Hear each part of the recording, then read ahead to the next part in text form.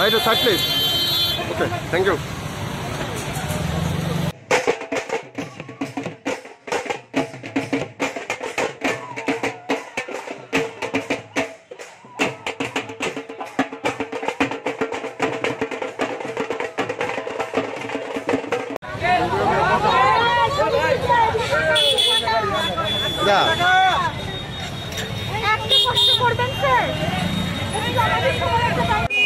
আমরা উমাকান্ত স্কুল থেকে এসেছি, Umakanta academy English medium school থেকে।